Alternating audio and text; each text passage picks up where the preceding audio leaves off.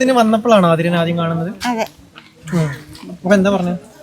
അപ്പം ഞങ്ങളുടെ വീടും ഞങ്ങളുടെ രീതിയൊക്കെ കണ്ടപ്പോഴത്തേനും അതിന് ഞങ്ങളോട് ചോദിച്ച് വീടില്ലാത്ത കാര്യങ്ങളൊക്കെ ചോദിച്ചപ്പോൾ ഞാനിങ്ങനെ ഉണ്ടായ കാര്യങ്ങളെല്ലാം പറഞ്ഞ് അപ്പോൾ ആതിര പറഞ്ഞ് ഞാൻ വോട്ടിന് നിന്നിട്ട് ജയിച്ചാലും ജയിച്ചില്ലേലും ഞങ്ങൾക്ക് വീട് തരുമെന്ന് ഉറപ്പ് പറഞ്ഞു. ആ ഒരു ധൈര്യം പറയാൻ കാരണം ജയിച്ചാലും ജയിച്ചില്ലേലും ചെയ്തു കൊടുക്കുന്നു പറയാൻ കാരണം വഴികളൊക്കെ ഇഷ്ടം പോലെ ഉണ്ട്. പിന്നെ അതൊന്ന് തിരഞ്ഞ് കണ്ടുപിടിക്കുക എന്നുള്ളത് മാത്രമേ എൻ്റെ മുന്നിൽ ഒരു ക്വസ്റ്റ്യൻ മാർക്ക് ഉണ്ടായിരുന്നുള്ളൂ.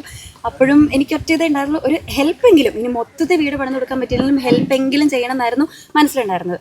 ആഗ്രഹം എപ്പോഴും ഫുൾ വീട് വെച്ച് കൊടുക്കണമായിരുന്നു. എന്നാലും കുറേ മനസ്സിൽ പ്ലാൻ ഉണ്ടായിരുന്നു. പിന്നെ സുനിലങ്കളാണ് സത്യം പറഞ്ഞാൽ ഇതിനൊരു വഴി തെളിച്ചത്.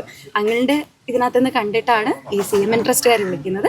അങ്ങനെയാണ് ബാക്കി കാര്യങ്ങൾ ഇത്രയും നടത്തി കൊടുക്കാന്ന് ഞാൻ പറഞ്ഞെങ്കിൽ പെട്ടെന്ന് നടത്താൻ പറ്റുമെന്ന് എനിക്കൊരു ഉറപ്പില്ലായിരുന്നു. പക്ഷെ അത് ഞങ്ങളുടെ ദൈവം നമ്മുടെ കൂടെ അതുപോലെ ഞങ്ങൾ കഷ്ടപ്പെട്ട വെള്ളക്കുഴിയിൽ എത്ര വർഷങ്ങളായിട്ട് ഞങ്ങൾ വെള്ളത്തിൽ നീന്തി നടക്കുന്നതെന്നറിയോ.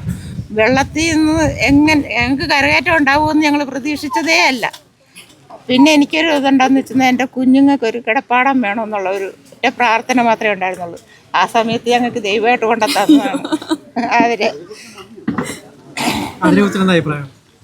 നല്ല അഭിപ്രായം ഒന്നും ഞങ്ങൾക്ക് പറയാനുണ്ട്, തെറ്റായിട്ടൊന്നും സംശയമുണ്ട്.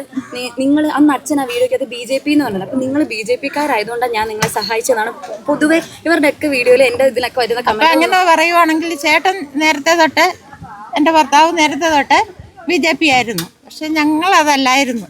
ഇനി ഞങ്ങളുടെ മരണം വരെ അത് തന്നെ അതല്ലായിരുന്നു എന്ന് പറയാൻ കാരണം ഇവരുടെ മോൻ ചേട്ടൻ ആള് മരിച്ചുപോയി. ചേട്ടൻ കോൺഗ്രസ്സുകാരനായിരുന്നു. ഇവരെല്ലാം കോൺഗ്രസ്സുകാരാണ്. അന്ന് ഞാനിവിടെ വന്നപ്പോഴും അമ്മ എൻ്റെ അടുത്ത് പറഞ്ഞ കാര്യമാണ്, മോളെ ഒന്നും തോന്നരുത്, ഞങ്ങൾക്ക് വോട്ട് ചെയ്യാൻ പറ്റില്ല, കാരണം മോൻ ഇങ്ങനെ ഉള്ളതുകൊണ്ട് ഞങ്ങളെല്ലാം കോൺഗ്രസ്സുകാരാണ്, ഒന്നും വിചാരിക്കരുതെന്ന്.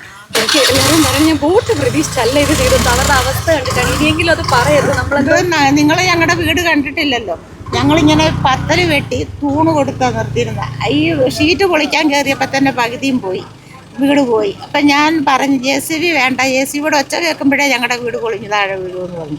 അതുപോലെ തന്നെ JCB ഒന്നും തൊട്ടില്ല, അതിന് മുമ്പേ ഞങ്ങളുടെ പേരെ വീണു. അതേ പരുവത്തിലായിരുന്നു ഞങ്ങൾ. അവരുടെ ഭാഗത്ത് സഹായമൊന്നും അവരൊന്നും പറഞ്ഞൊന്നുമില്ല. ആരുടെ അവരുടെ അടുത്തുമൊക്കെ ഞങ്ങൾ പറഞ്ഞു കഴിഞ്ഞിട്ട് ഞാൻ പറഞ്ഞു ഇനി ഞാൻ പറയുന്നില്ല, ആരോടും ഞാൻ പറയുന്നില്ല, ഞാൻ ആരുടെ അടുത്തും പോകുന്നില്ല. എന്തെങ്കിലുമൊക്കെ അപകടങ്ങളൊക്കെ ഉണ്ടാകുമ്പോൾ എല്ലാവരും പറയുമല്ലോ ഞങ്ങൾക്ക് വീട് തരാം, അപ്പം ജോലി തരാം എന്നൊക്കെ പറയുമല്ലോ. അങ്ങനെങ്കിലും പറഞ്ഞു എന്തെങ്കിലും തലയിലോട്ട് വീഴട്ടെ, ഞങ്ങളുടെ ആരെങ്കിലും മരിച്ചു കഴിയുമ്പോൾ ആരെങ്കിലും വന്ന് ഇടപെടൂല. പൊതുവെ അങ്ങനെയാണല്ലോ, ഞങ്ങൾ ഇനി അതിനുവേണ്ടി വെയിറ്റ് ചെയ്തിരിക്കുക. അങ്ങനെ ഞാൻ പറഞ്ഞു. അതുപോലെ ഞാൻ ഒത്തിരി സ്ഥലത്ത് ഞങ്ങൾ നടന്നതാണ്. എല്ലാവരുടെ അടുത്തും പറഞ്ഞു. ആരും അത് എല്ലാവരും തരാമെന്ന് പറയുന്നതല്ലാതെ കൊണ്ട് ആരും അതിനായിട്ട് ശ്രദ്ധിച്ചിട്ടില്ല. ഒത്തിരി എത്രയോ വർഷങ്ങളായെന്നറിയോ ഞങ്ങൾ ഈ വെള്ളം നീന്താൻ തുടങ്ങിയിട്ട്. ഞങ്ങളുടെ പിള്ളേർ കുഞ്ഞായിരുന്നപ്പോൾ തൊട്ട് സ്കൂളിൻ്റെ തന്നെ പോകുമായിരുന്നു. അവരിച്ചിരി വളർന്നു കഴിഞ്ഞപ്പോൾ പിന്നെ അവർക്കൊരു എത്ര ബുദ്ധിമുട്ടാണെന്ന് പറഞ്ഞാലും അവർ പിന്നെ വരികയില്ല. അങ്ങനെ ഞങ്ങൾ ഈ വെള്ളത്തിൽ കിടന്ന് തന്നെ നീന്തി നടന്ന് ഞങ്ങൾ ജീവിച്ചുകൊണ്ടിരുന്നു. എൻ്റെ പ്രതീക്ഷ മുഴുവൻ എൻ്റെ കാലം വരെയും ഞങ്ങൾ ഈ വെള്ളത്തിലായിരിക്കുമെന്നായിരുന്നു. പിന്നെ പിള്ളേർ വളർന്നു കഴിഞ്ഞാൽ അവരെങ്ങനെയെങ്കിലും ജീവിക്കുമെന്നുള്ളതായിരുന്നു. ഈ മണ്ഡലത്തിൽ കുറേ സ്ഥലങ്ങളിൽ പോയല്ലോ, ഒത്തിരി സ്ഥലത്ത് ഇങ്ങനത്തെ കുറെ പ്രശ്നങ്ങൾ കണ്ടിട്ടുണ്ടാവും. ഇവർക്ക് ഇങ്ങനെ സഹായം ചെയ്യണം തോന്നാൻ പ്രധാന കാരണം ഞാനിപ്പോൾ ഇത്ര അടുത്ത് പോയിട്ട് പലർക്കും പ്രശ്നങ്ങൾ ഉണ്ടായിരുന്നു. ഇവരാണ് എന്നോട് ഒരു വീട് വെച്ച് തരുമോ എന്ന് ചോദിച്ചത്. വേറെ നമ്മളിപ്പോൾ നമ്മൾ ഒന്നാമത്തെ കാര്യം ഇലക്ഷൻ സമയത്ത് ആർക്കും അങ്ങോട്ട് വാഗ്ദാനം കൊടുക്കാൻ പറ്റില്ല, നമ്മളത് ചെയ്യത്തുമില്ല. അപ്പോൾ ഇവിടെ എന്ന് പറഞ്ഞാൽ ഇവരുടെ കഷ്ടതകൾ പറഞ്ഞാൽ ഇവർ എന്നോടത് പറഞ്ഞതാണ്. ഞങ്ങൾക്ക് എല്ലാവരും വന്ന് വോട്ട് ചോദിക്കുന്ന സമയത്ത് എല്ലാം പറഞ്ഞിട്ട് പോകുന്നു, ആരും ഒന്നും പിന്നെ ചെയ്യുന്നില്ല, തിരിഞ്ഞു നോക്കുന്നില്ല. അപ്പോൾ കൊച്ചിന് പറ്റുമെങ്കിൽ എന്താ. അപ്പം ഞാൻ ചോദിച്ചു അമ്മ ഇത് വീഡിയോ എടുത്താൽ കുഴപ്പമുണ്ടോ, ഇത് വീഡിയോ എടുത്ത് ഞങ്ങൾ ഇട്ടാൽ പ്രശ്നമുണ്ടോ എന്ന് ചോദിച്ചപ്പോൾ കുഴപ്പമില്ല, എന്തെങ്കിലും ചെയ്തിട്ടാണ് ഞങ്ങൾക്കൊരു വീട് മതി. അപ്പം അങ്ങനെയാണ് ഞാൻ പറയുന്നത്, ഉറപ്പായിട്ടും വീട് വെച്ച് തരാം. എന്നാന്ന് വെച്ചാൽ അങ്ങനെ പറയാൻ കാര്യം അതിനോട് ഞാൻ അങ്ങനെ പറയാൻ കാര്യം എന്താണെന്ന് വെച്ച് കഴിഞ്ഞാൽ എനിക്ക് 2 കുഞ്ഞുമക്കളുണ്ട്.